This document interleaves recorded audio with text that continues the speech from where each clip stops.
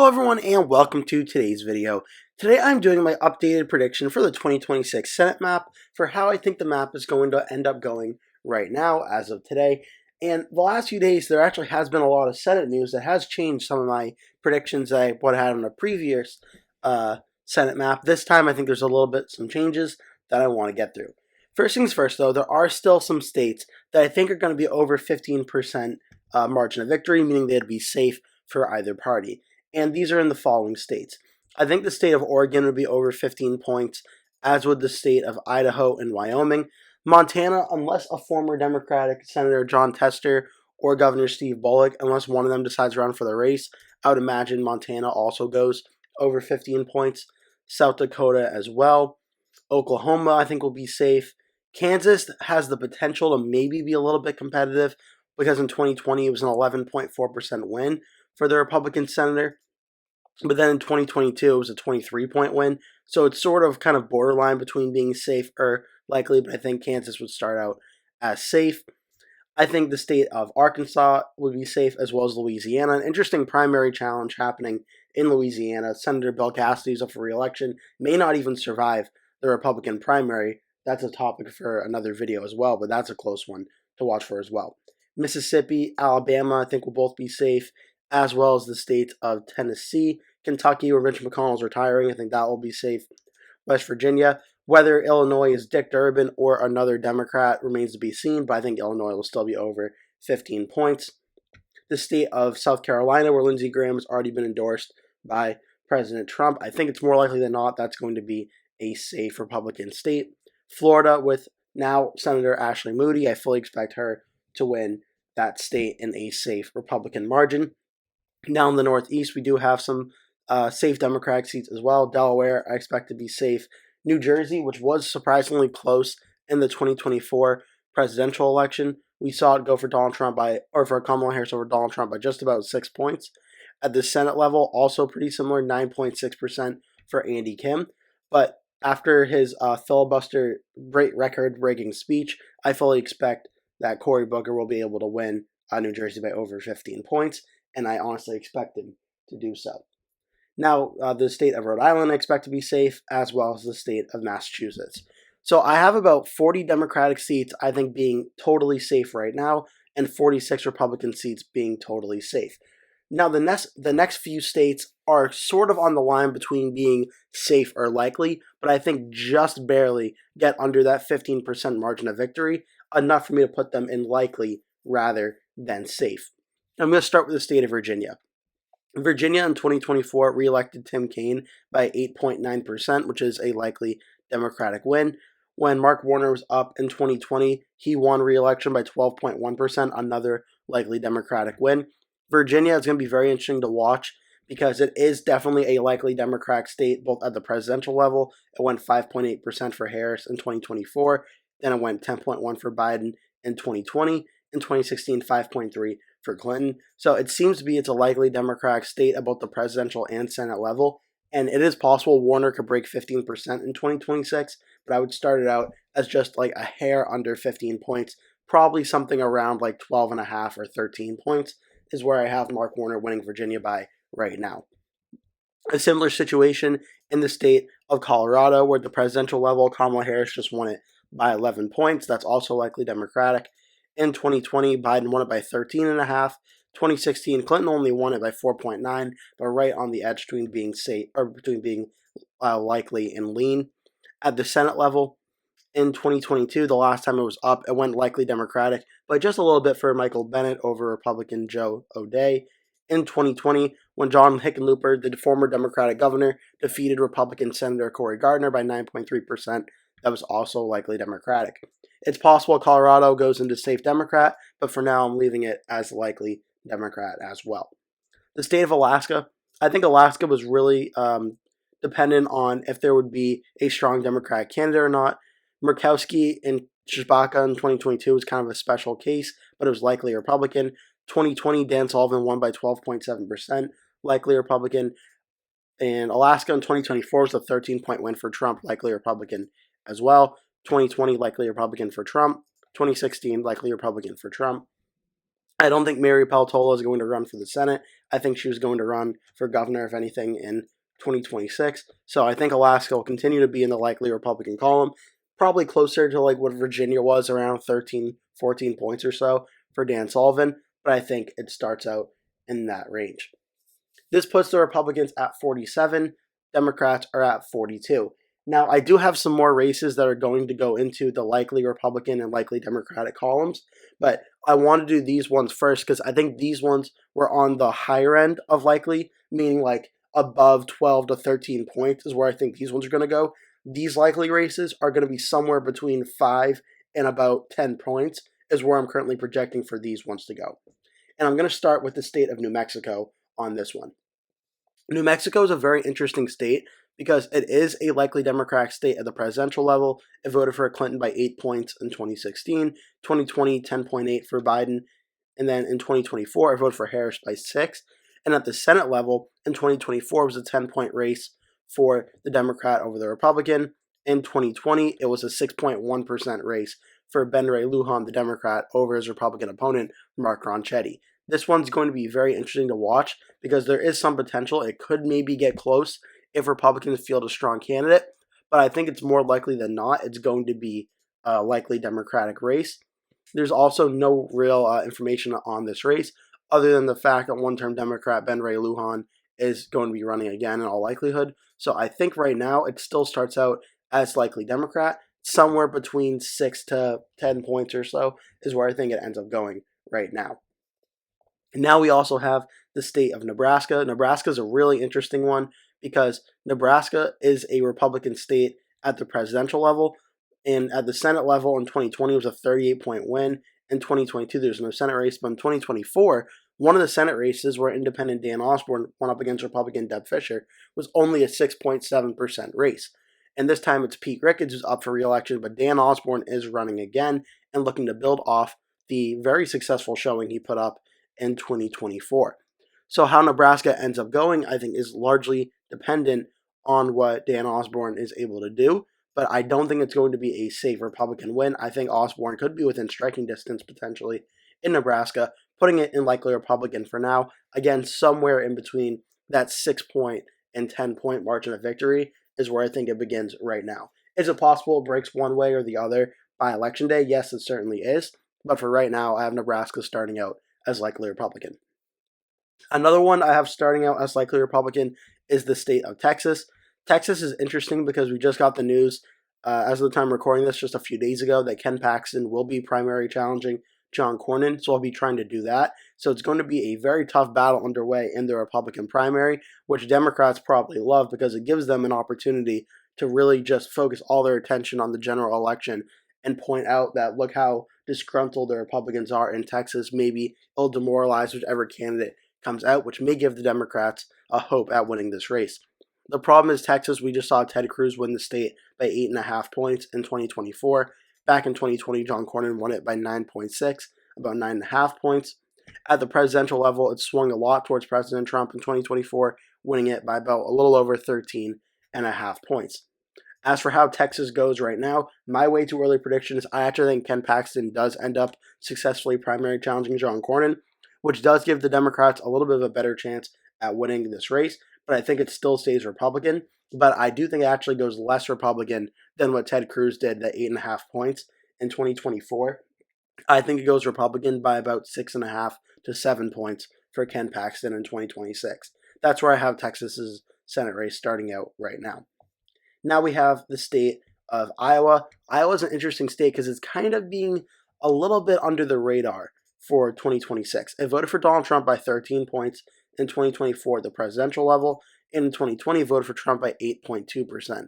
But when you look at the Senate level, it gets a little bit more interesting. In 2022, Chuck Grassley, the longtime Iowa senator, won it by 12.2%.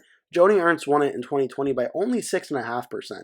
So if the Democrats field a strong candidate, there is some potential that maybe Iowa could potentially be competitive.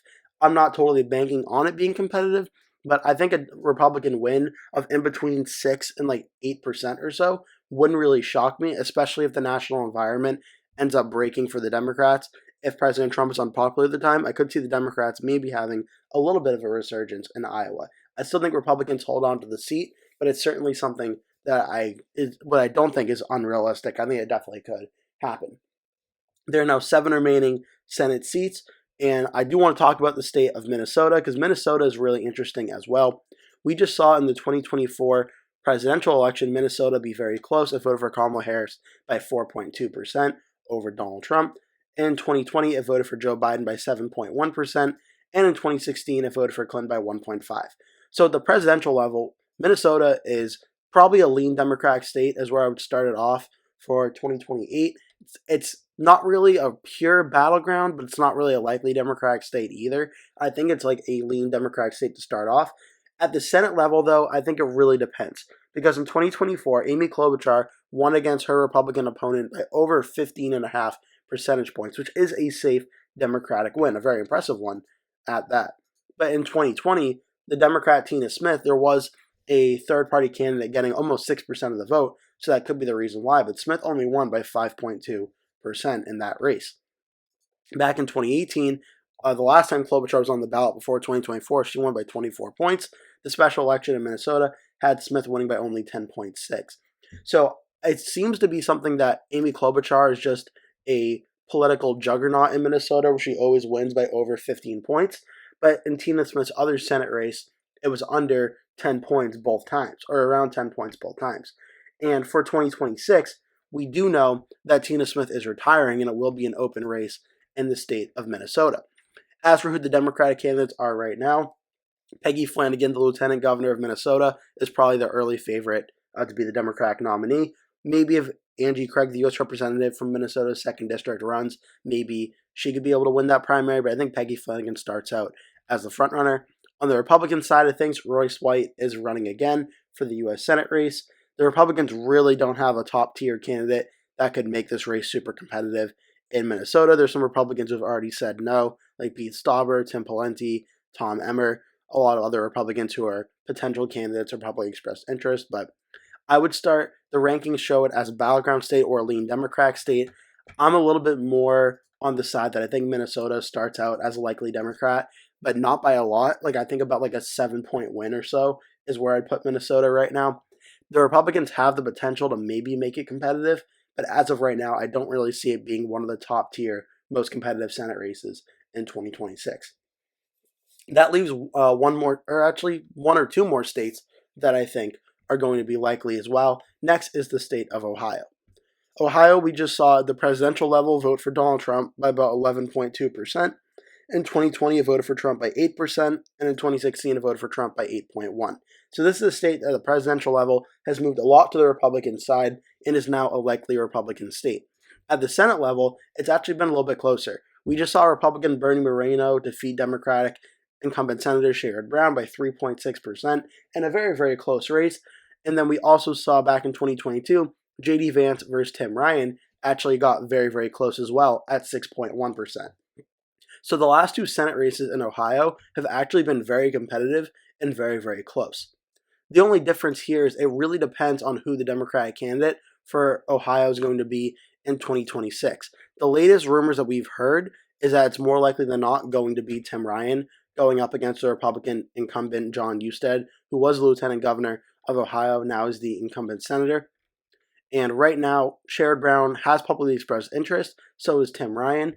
It's really going to depend. I think Sherrod Brown gives them the best probably option for the Democrats at this seat, but Tim Ryan, I think, is more likely than not going to be the nominee as of now. Maybe things change. Maybe they don't. We'll have to wait and see.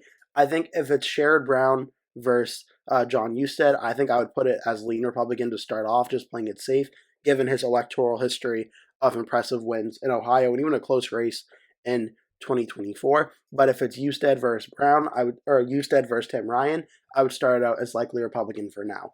So I'm starting Ohio as likely Republican with subject to change depending on if Sherrod Brown runs. This puts the Republicans at 51, Democrats are at 44. Now we get into the 5 races that I've considered to be the battleground races for the 2026 Senate map. And these are Georgia, North Carolina, Michigan, New Hampshire, and Maine. All 5 of which I think are going to be very competitive and potentially capable of going to either political party in 2026. However, the one that I think that's made the most change since my last ranking is going to be the state of New Hampshire. And a big reason for that is that former Republican governor of New Hampshire, Chris Sununu, officially announced that he would not be running for this race. He said just a few days ago that he's not going to run. So now the Republicans' best opportunity for New Hampshire is probably going to be Scott Brown, the former U.S. Senator from Massachusetts, who is probably the Republicans' best hope. But even still, when he was the candidate for New Hampshire in 2014, after going up to New Hampshire to try and run for the Senate against Jeanne Shaheen, he did lose by 3.2%. And I think Brown, a lot could be made about Scott Brown's chances in New Hampshire. It was a 9-point win for Hassan in 2022, over a 15-point win for Jeanne Shaheen in 2020. I don't think Scott Brown will do as poorly as like 9% like 2022 was for the Republicans, but I'm not really sure if he's going to do much, much better either. So I think a likely Democratic win for New Hampshire, maybe around lean Democrat or so, is probably where it starts out right now. The question would be, would Scott Brown be under 5 points? I probably have it just like half a point over, like 5.5% is where I would have New Hampshire starting out right now. Also worth noting, the Democratic candidate in all likelihood is going to be Chris Pappas, the U.S. representative from New Hampshire's 1st District. The only thing that could really change that would be if the 2nd Congressional District Representative Maggie Goodlander decides to run. Then that'd be a competitive Democratic primary, and we'll have to wait and see. But for New Hampshire for 2026, I would start it out just barely as likely Democrat over over lean Democrat, because I think it's going to be about a half point over 5 points. So this puts the Democrats at 45, Republicans are at 51. Now we have Susan Collins in Maine. And Maine's a really interesting one because it is a likely Democratic state, except when Susan Collins is on the ballot. Collins won back in 2020 by 8.6%. In 2024, we saw it go for the independent that caucuses with the Democrats, Angus King, by over 17.4%. The presidential level, the state went 6.9% for Kamala Harris over Donald Trump. But Susan Collins has this ability, being more of a moderate Republican, to win over a lot of independent support. And we did see this back in 2020 in a very close race. For 2026, it remains to be seen who the Democrats are going to nominate against Susan Collins. Right now, I would say the best chance for the Democrats in Maine is probably Jared Golden. He'd be able to do the best at winning over both Republicans, Democrats, and moderates the way Susan Collins would. That would probably give the Democrats the best chance.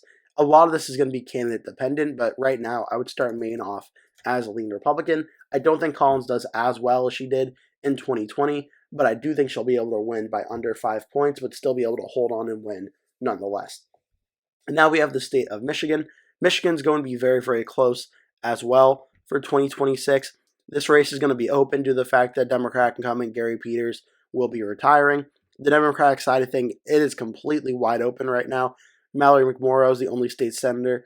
Our candidate is the one that's declared right now, but a bunch of candidates have expressed interest. Sarah Anthony, Abdul El-Sayed, Dana Nessel, Kristen McDonald-Rivette, Haley Stevens, Joe Tate. It is completely wide open on the Democratic side. The Republican side of things, former Republican nominee for Senate in 2024, Mike Rogers, is expected to be the Republican nominee. Maybe if Tudor Dixon runs, that could shake things up, or Mike Cox, the former Attorney General of Michigan, could change things, but more likely than not, Mike Rogers will be the nominee again. This race is going to be very, very close. All three prediction sites or pollsters have it as toss-up. Race to the White House has it as tilt Democrat. It's going to be a complete nail-biter in the state of Michigan. In 2024, Donald Trump won the state by 1.4% in a very close race. 2020, Biden won it by 2.8%, and then in 2016, Trump won it by 0.22%. At the Senate level, Senate race was equally as close. Slotkin won by 0.34% over Mike Rogers, very, very close as well. In 2020, the last time Gary Peters won by 1.7% over John James, very, very close race as well. 2018, very good Democratic night. Stabenow won over John James as well by 6.5 points. The problem for Republicans in 2026 is that Donald Trump will not be at the top of the ticket in 2026, and Republicans have not been turning out to vote as much in recent elections when Trump is not at the top of the ticket. We saw kind of an underwhelming performance in 2022 in the midterms in a lot of places, and Michigan was one of them, where the governor's race, Gretchen Whitmer won re-election, I believe, by like 10 points or something like that. So I think Trump not being at the top of the ticket actually hurts the Republicans a bit. So much so, I would start Michigan off as lean Democrat, where it would be about in between a 1 and a 5-point win, somewhere in there. Michigan's kind of all over the place for how it's going to go, but I think it starts out as lean Democrat. Now, this leaves 2 remaining Senate seats in North Carolina and Georgia, both of which are going to be very, very close, and I think the closest Senate races in the entire country for 2026. So we're going to look first at the state of North Carolina, where North Carolina, it's going to be Republican Thom Tillis, who's one of the most vulnerable senators in the 2026 Senate map, in large part due to his 2014 election and 2020 re-election, both of which getting under 50% of the vote. So he's won by pluralities both times, probably due to third-party votes both times. He'll be facing off against either Democratic candidate, Willie Nickel, a former U.S. representative, or the one that really scares Republicans, is Roy Cooper, the former governor of North Carolina. He left office with high approval ratings. He would present the Democrats' best opportunity at flipping this race. And it's really dependent on which candidate the Democrats put up. Because I think Nickel versus Tillis will be very, very close.